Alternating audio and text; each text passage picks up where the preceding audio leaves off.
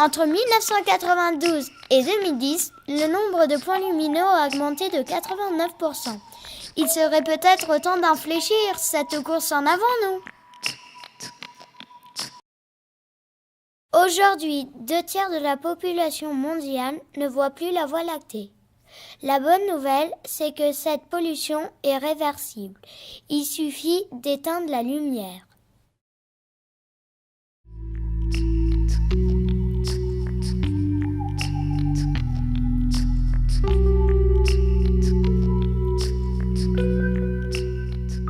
L'exposition de Barcelonnette permet de prendre conscience de l'impact négatif sur le vivant.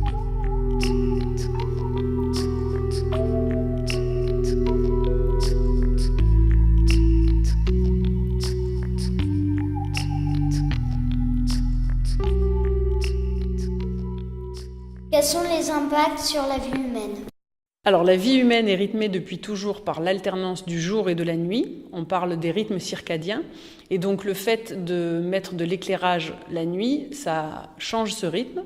Donc ça, c'est une première conséquence sur la vie humaine. Et ensuite, suivant la couleur de la lumière, l'éclairage peut inhiber ce qu'on appelle la mélatonine, qui est une hormone que l'on sécrète et qui est l'hormone du sommeil. Donc si cette hormone est diminuée, ça donne des problèmes de sommeil. Et en plus, cette hormone, elle a un rôle protecteur dans certains cancers. Donc oui, il y a plusieurs conséquences.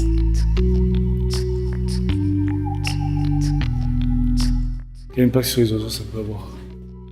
Alors au niveau des oiseaux, en fait, les impacts les plus visibles, ce sont sur les grands migrateurs. Donc les oiseaux s'orientent avec les étoiles et le fait d'éclairer les villes, ça va les perturber dans leur déplacement. Et oui, comme les chauves-souris aussi, qui elles plutôt s'orientent grâce à leur sonar. Mais en tout cas, chez les oiseaux, le plus gros impact, ça va être les collisions sur les bâtiments éclairés.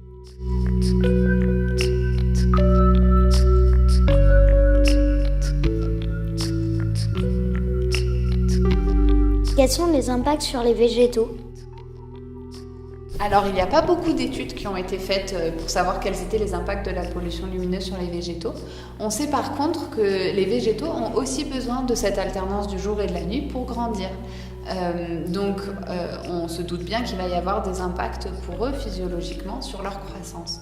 Ce qu'on observe aussi, c'est que là où les lampadaires éclairent par exemple un arbre, on va s'apercevoir qu'en fait l'arbre va bourgeonner plus tôt du côté où il est éclairé. Et quand on habite en montagne, on sait bien qu'au printemps, il y a encore beaucoup de risques de gel. Et donc les arbres qui bourgeonnent plus tôt, ils vont avoir leurs bourgeons qui vont geler. À quelle heure devons-nous éteindre la lumière ou la diminuer ? Depuis 2013, une loi indique que les locaux, vitrines et bureaux non occupés doivent être éteints 1 heure après la fin de leur occupation. Et les vitrines des magasins doivent être éteintes au plus tard à 1 heure du matin.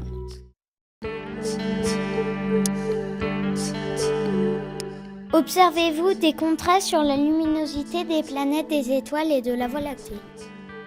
Bonjour Anatole. En effet, oui, la pollution lumineuse a un impact sur l'observation des objets du ciel, surtout des objets du ciel profond.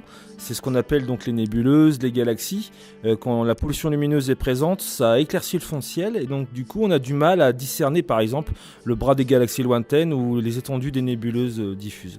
Quelles sont les conditions idéales pour observer les étoiles, les planètes et la Voie lactée ? Alors, les conditions idéales pour observer les planètes. Là, ça va sûrement te surprendre. Sache qu'on peut les observer en ville. Donc finalement, pour l'observation des planètes, l'éclairage des villes n'est pas forcément gênant. Ça c'est un point positif. Par contre, pour ce qui est de l'observation de la Voie lactée, ou comme je disais avant, donc de l'observation des nébuleuses ou des galaxies, il est mieux d'avoir un ciel sans pollution lumineuse. Sinon, on a du mal à discerner les objets diffus du ciel. La Voie lactée, comme tu le sais, elle n'est pas très lumineuse.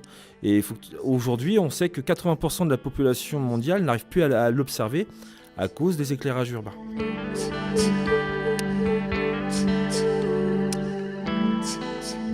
Depuis peu émerge une prise de conscience sur les problèmes de la pollution lumineuse. Par exemple, la ville de Barcelonnette a décidé de revoir l'intégralité de son éclairage public, ce qui permettra l'implantation d'un observatoire astronomique.